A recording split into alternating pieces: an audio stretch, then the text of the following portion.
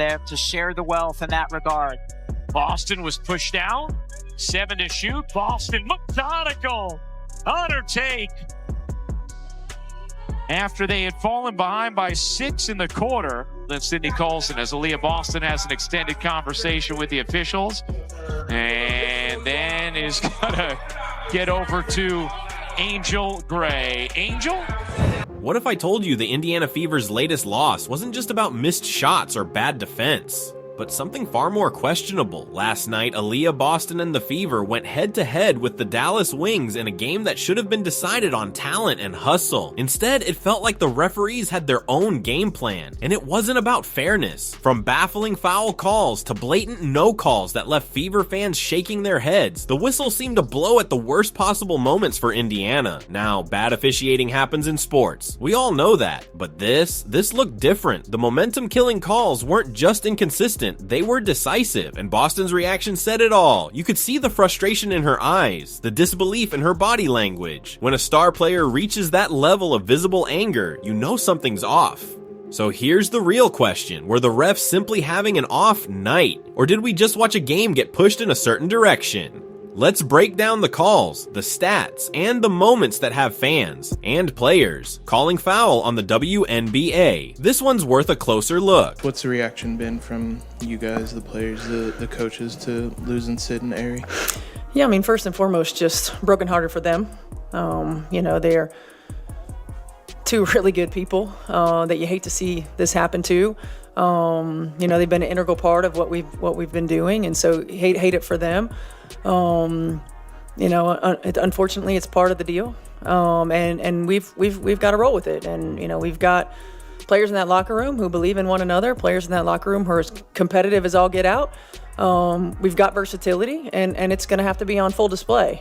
So I think now it's about playing to honor them, right, and playing for them. Before we get into the controversial calls themselves, we need to understand exactly what was at stake and why this game meant so much for the Indiana Fever. This wasn't just another regular season matchup. The Fever are clawing for position, trying to prove that their young core, led by Aaliyah Boston, isn't just promising but playoff worthy. Every win matters, every possession matters, and in games like this, the difference between victory and defeat often comes down to razor-thin margins.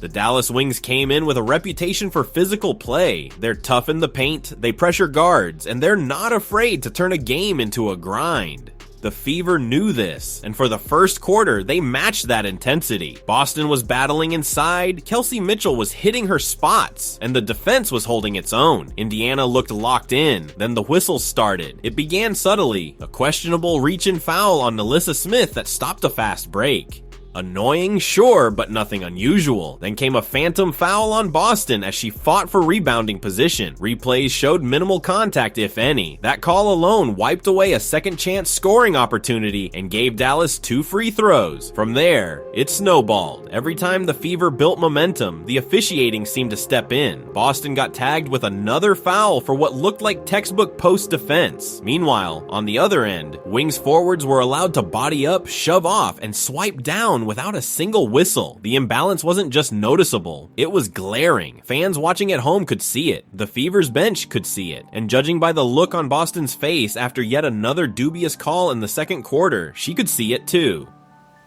This wasn't just bad luck, it felt orchestrated. The most infuriating stretch came late in the third quarter. Indiana had trimmed the lead to 2 points and had the ball.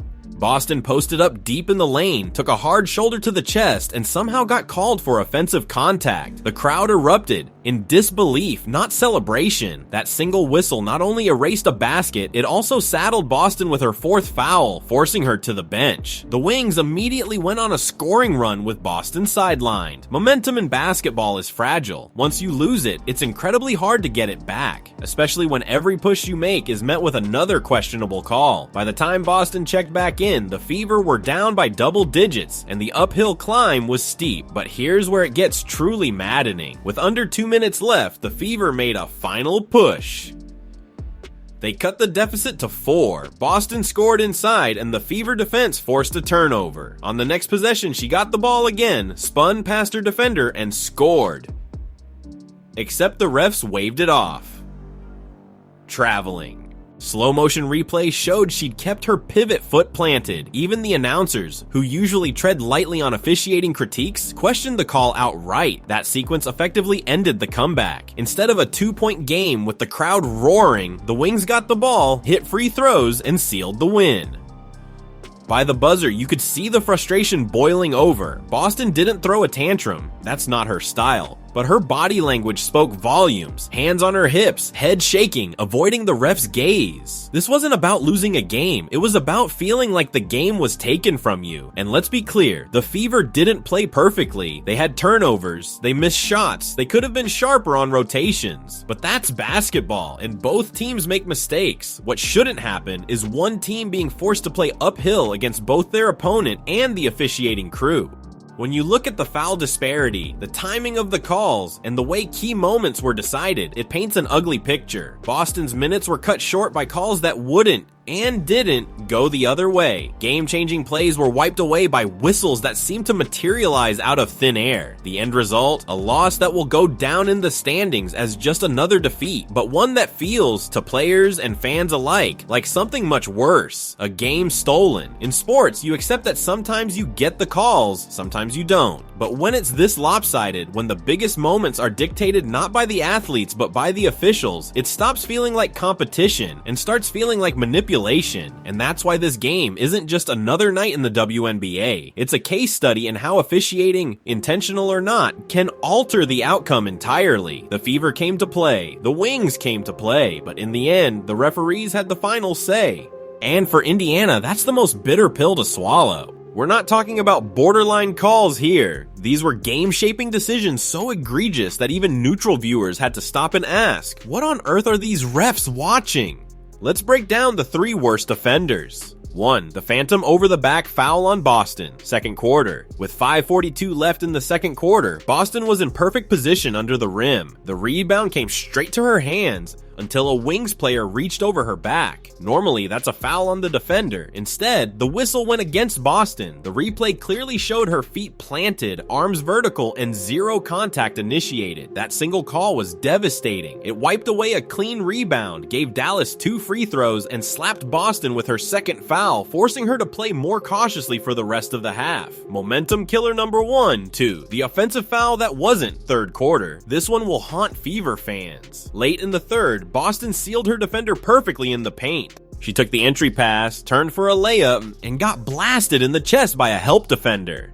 The crowd expected a blocking foul on Dallas. Instead, offensive foul on Boston. Slow motion replay revealed she never extended an elbow, never lowered her shoulder, and simply absorbed contact. This wasn't just a bad call. It was a swing play. Not only did Indiana lose 2 points, but Boston picked up her 4th foul, sending her to the bench for nearly 5 minutes. Without her, the Fever's interior defense collapsed, and Dallas went on a 9-0 run. Momentum killer number 2, 3. The travel that didn't exist, final 2 minutes. This was the dagger. The Fever had battled back to within 4 points. With 1:41 left, Boston caught the ball in the low post, pivoted beautifully, and scored through contact. The arena erupted until the whistle blew, traveling. Watching it back in slow motion, her pivot foot stayed anchored the entire time. It was textbook post play, the kind you see in instructional videos. This wasn't just a blown call. It was a call that erased a basket, robbed the Fever of a chance to make it a 1-possession game, and handed Dallas possession with the clock winding down. They scored on the other end, and any hope of a comeback evaporated. Momentum killer number 3. Now, bad officiating happens. Refs are human, but the issue here isn't just human error. It's the pattern and the timing.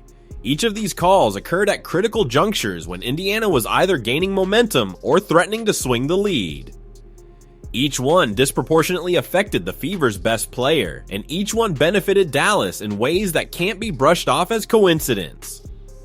Let's also address the psychological factor. When a star like Boston gets repeatedly called for ticky-tack fouls, it alters her game. She has to hesitate on defense, avoid aggressive post moves, and think twice before challenging for rebounds. Meanwhile, Dallas players were emboldened. They could play more physical without fear of a whistle. That imbalance doesn't just change box scores, it changes the flow of the game. By the final buzzer, the stats told a familiar story. Dallas shot more free throws, Indiana's best player played fewer minutes than usual, and the Fever's rallies were stopped dead in their tracks. Not by defensive schemes, but by the sound of a whistle. If this were a one-off, maybe we'd chalk it up to a bad night for the officiating crew. But when fans start recognizing patterns, when calls consistently go against the same team in high-leverage moments, and when even broadcasters hesitate before trying to justify what they just saw, you have to start asking hard questions. And that's exactly what we're gonna do next. Because if these calls weren't just mistakes, we may be looking at something far uglier. When the final buzzer sounded, the scoreboard said Dallas Wings 83, Indiana Fever 75. But anyone who watched knew that wasn't the real story. The true headline was how the officiating, not the basketball, decided the outcome. And the reaction from players, coaches, and even fans online made it clear this wasn't going to be quietly forgotten. The first signs of tension came before the players even left the court. Aaliyah Boston, normally the embodiment of composure, walked straight toward the locker room without exchanging post-game handshakes. She didn't scream at the refs, she didn't make a scene, but her face told you everything. A clenched jaw, tight eyes, and a look that seemed to say, "You took this one from us." At the post-game press conference, Boston was careful with her words, but the frustration seeped through. "We play this game to compete, and we expect it to be fair," she said. Tonight, it didn't feel like that. She paused, clearly weighing how much further she could go without triggering a league fine. "We worked too hard for it to end like that." Head coach Christy Sides, on the other hand, wasn't as restrained. Asked about the officiating, she shook her head and let out a bitter laugh before answering. "I've been around this league long enough to know when something's not right," she said. "You all saw it. The fouls on Aaliyah, the so-called travel. We send these clips to the league. They tell us, we'll review it. But review doesn't change the score. It doesn't give us our win back." Her tone wasn't just angry. It was weary, the sound of someone who's seen this script before, and she wasn't the only one speaking up. In the locker room, Kelsey Mitchell hinted at a broader issue. "We've been in too many games this season where the calls don't go both ways. It's not just about one night, it's about consistency. We deserve the same whistle they get." Within minutes, clips of the three most egregious calls were circulating online. Fans slowed them down, zoomed in, and put them side by side with similar plays where no foul was called on the opposing team. The verdict in the court of public opinion was swift. The officiating was a joke, blatantly biased, and in some cases rigged. Hashtags like #FreeAliyah and WNBARefs started trending regionally. Some former players chimed in too. Tamika Catchings, Fever legend and Hall of Famer, tweeted, "I've played in physical games. I've played in tough losses. But what I watched tonight was unacceptable. Our league is better than this." That's the kind of statement that carries weight, not just because of who she is, but because she's never been one to cry foul over officiating. The WNBA, for its part, stayed silent in the immediate aftermath. No press release, no statement about reviewing the game, but league silence has a way of fueling the fire, not putting it out. By the next morning, sports talk shows were picking it up. One national analyst put it bluntly, if the WNBA wants to grow its fan base, it can't afford games where the storyline is the referees. Last night was a black eye for the league. Another suggested there should be real accountability for refs who blow calls in critical moments, especially when video evidence is this clear. But perhaps the most telling moment came from within the Fever camp the next day at practice. Reporters noticed that Boston stayed on the court long after the session ended, working on post moves. The same pivot sequence she used on the so-called travel call. It was as if she wanted to prove to herself and anyone watching that the move was clean. "I know what I did," she told a small group of media, "and I know it was legal." That's the sting here. Not just losing, but losing under a cloud of doubt, with players feeling powerless against forces beyond the game itself. When athletes start believing the system is stacked against them, trust erodes. And without trust, the competitive spirit that fuels sports begins to crack. The Fever now face a choice: dwell on the injustice or channel it into their next game. But no matter how they move forward, this loss will linger. It will live in highlight reels, in fan memory, and maybe even in the way refs call their future games. Because once you've been on the wrong end of what feels like corruption, you never forget it. And for the WNBA, the choice is equally stark: ignore the storm and hope it passes, or confront it head on. Because after a night like this, silence doesn't just look bad, it looks complicit. When emotions are high after a controversial game, the word rigged gets thrown around a lot. Sometimes it's just frustration talking. But after the Fever's loss to Dallas and the 3 glaring calls that swung the outcome, the question isn't just coming from angry fans, it's coming from players, analysts, and even former officials. Is there a deeper problem here? To even consider that possibility, we have to zoom out beyond one game. The WNBA, like any professional sports league, depends on the perception of fairness. Every team needs to believe they they have the same shot at victory when they step onto the court. Every fan needs to believe that what they're watching is genuine competition, not a pre-scripted outcome. The second that faith erodes, the sport loses its integrity and its audience. Here's the troubling part: the Fever aren't the only team to feel this sting.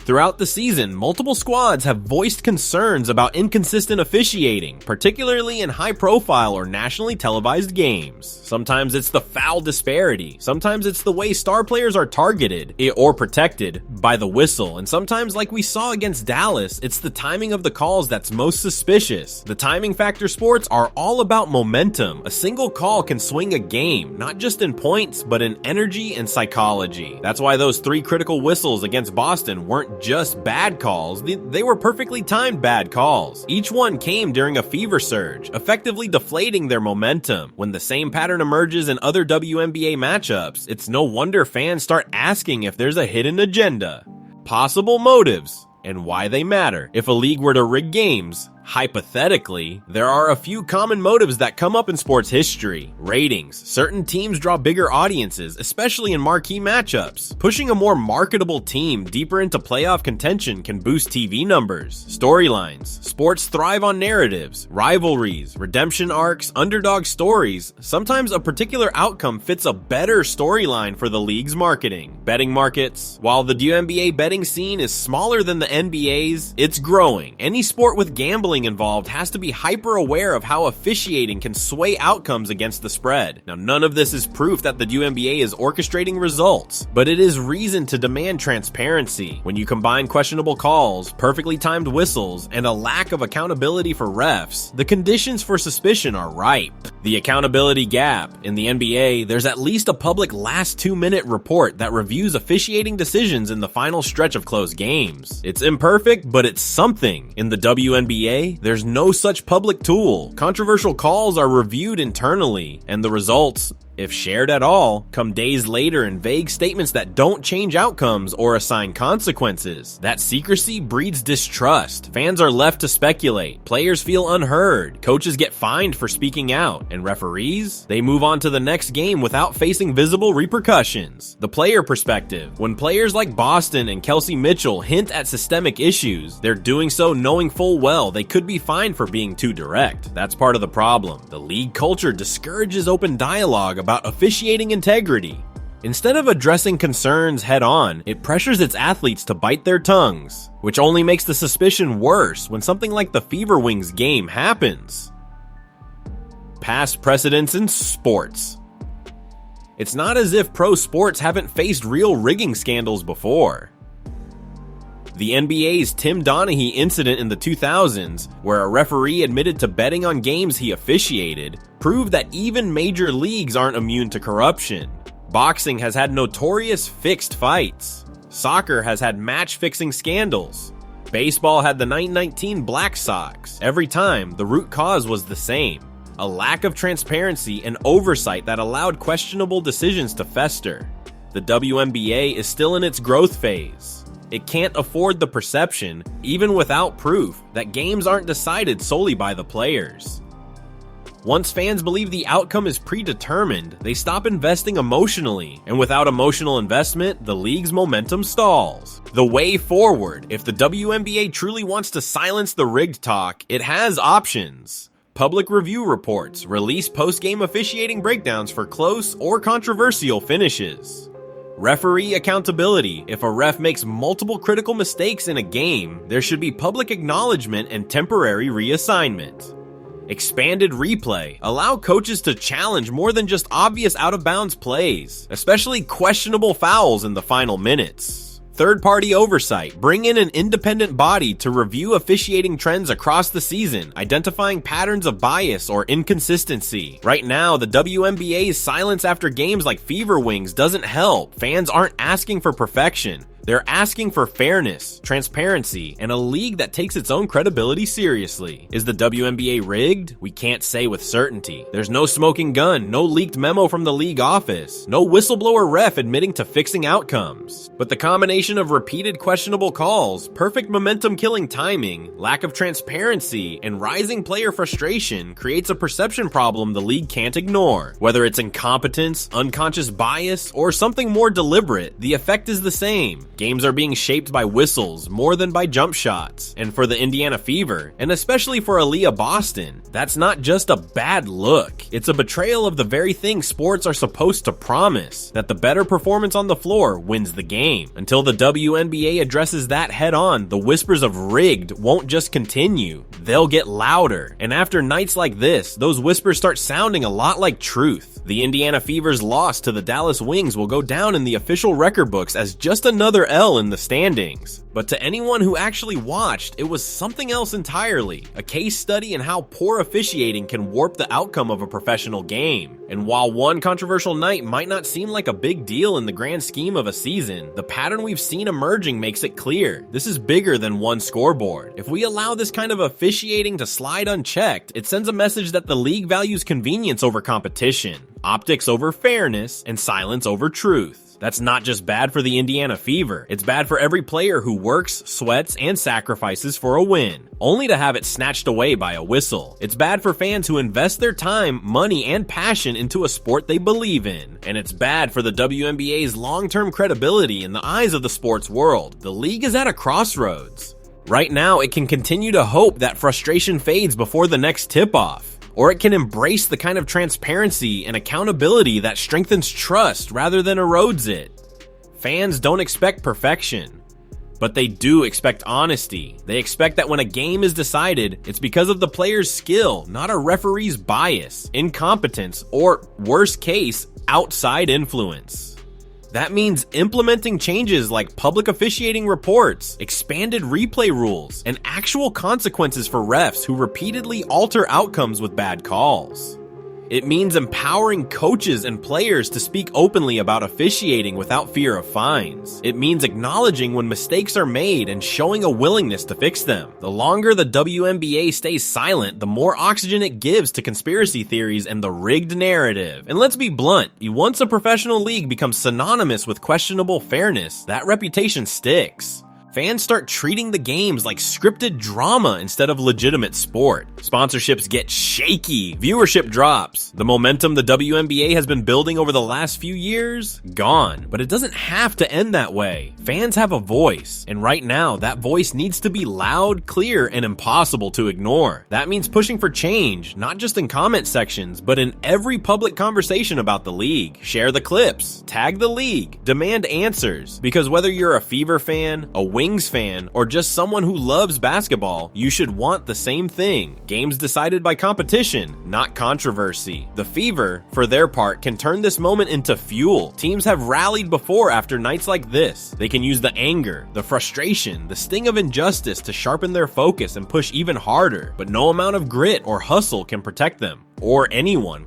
from refereeing that tilts the scales. That's why the fight for fair officiating isn't just about one team's loss. It's about protecting the game itself. So here's where we stand. We've seen the calls. We've seen the impact. We've heard from the players and the coaches. And we've felt the frustration that comes when a great game is overshadowed by bad officiating. If we stay silent, nothing changes. If we speak up, we force the league to choose between defending the status quo or stepping into the kind of integrity every sport should have at its core. This isn't just a post-game rant. It's a challenge to the WNBA. Prove you value your players and your fans enough to make officiating as transparent and accountable as the athletes themselves. Because after what happened between the Fever and the Wings, one thing is certain. We can't just move on and pretend this never happened. The integrity of the game is at stake, and that's worth fighting for. This wasn't basketball. This was a sham. Comment below, was this game rigged? Like, if you demand accountability, subscribe for more exposes and hit the bell so the league hears you.